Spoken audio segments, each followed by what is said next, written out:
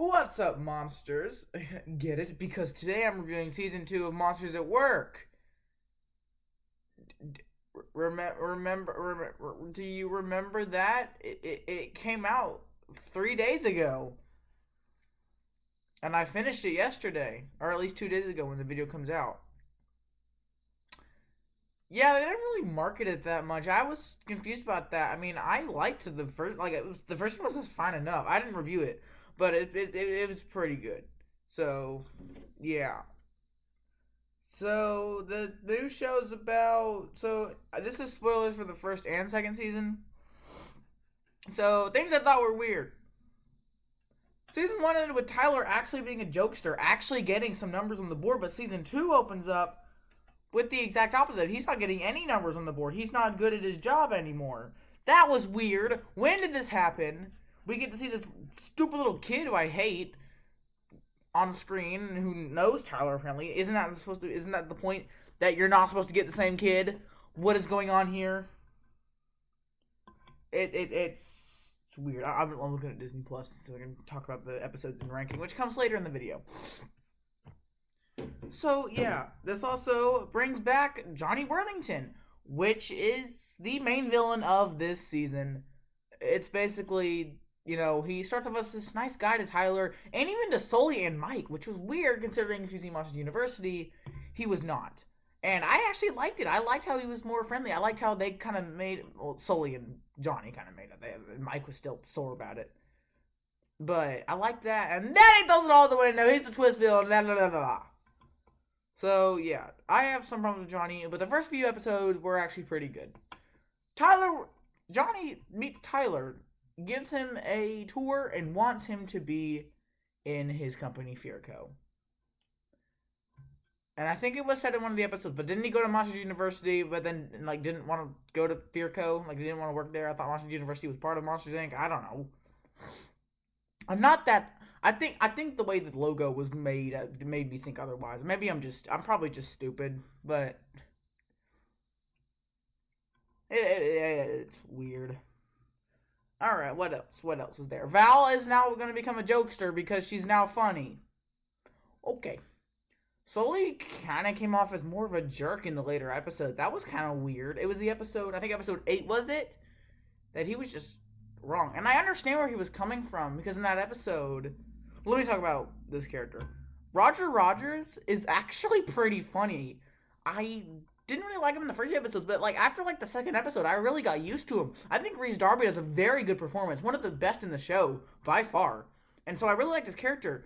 And episode 8 makes you think he's done something wrong, but it's just Tyler. So Tyler leaves in that episode. So, and it just all goes, yeah.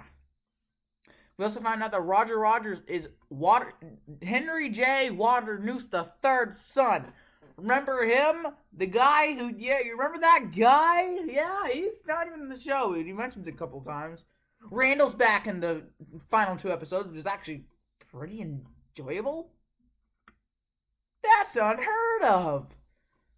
So, yeah, this season is actually pretty good so far. What's not good? The ending. I didn't dislike the ending, but there's just some poop parts of it. Chet is the spy on on the Monsters Inc. side. Huh?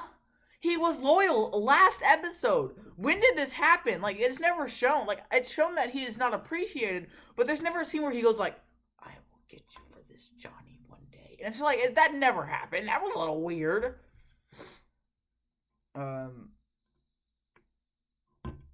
I don't know. I didn't like Tyler joining Fearco. I thought that was a little weird. I felt like it just kind of forced. It just felt like we jumped from episode 8 to episode 9, and boom, he's done this now.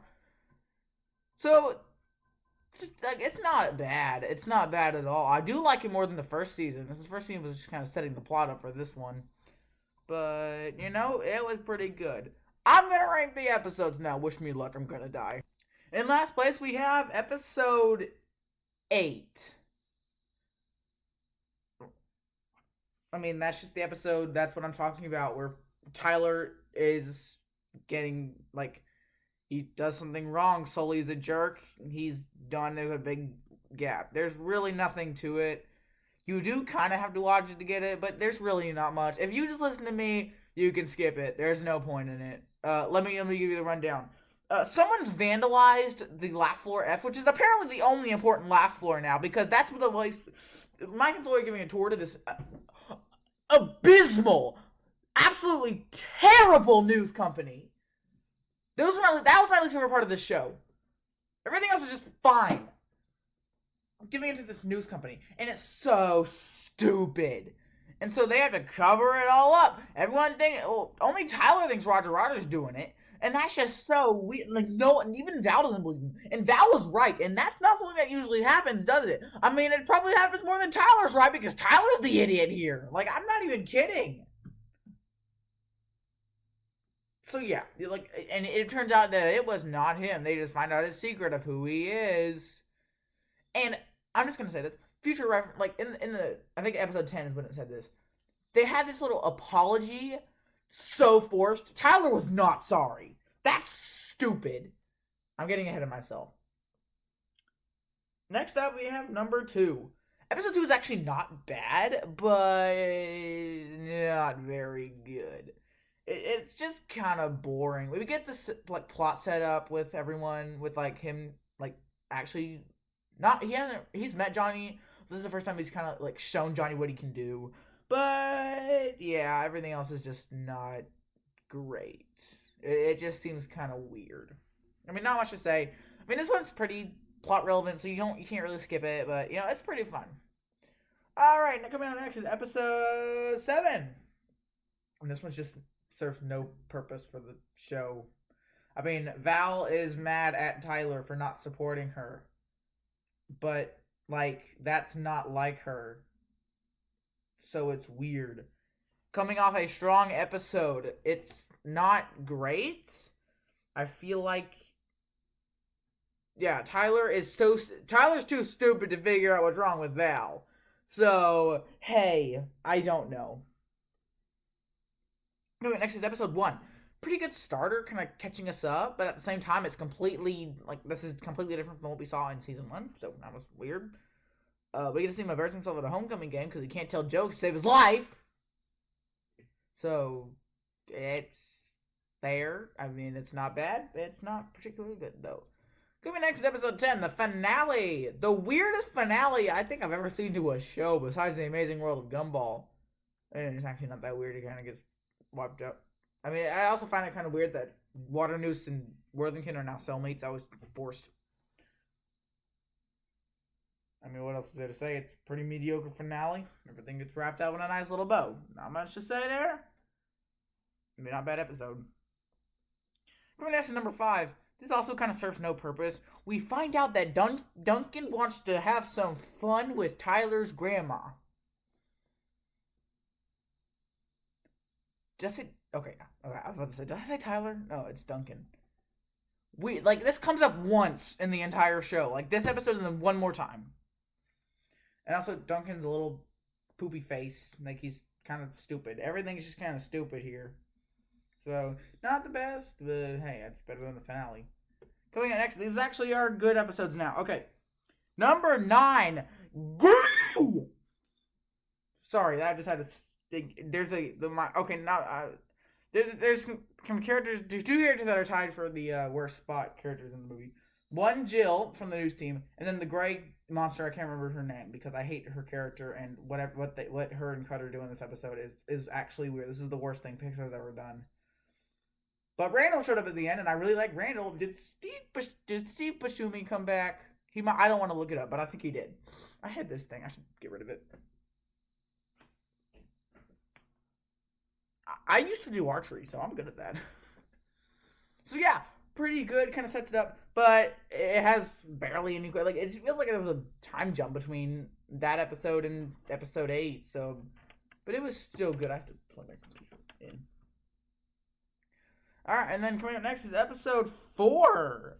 I mean, Tyler has to return something that came off of episode 3, and he takes a tour of the new place he's going to work at in like 5 more episodes. So it was kind of cool to see Val doing the thing. I think this is the episode where she jokes around and she actually gets a full canister.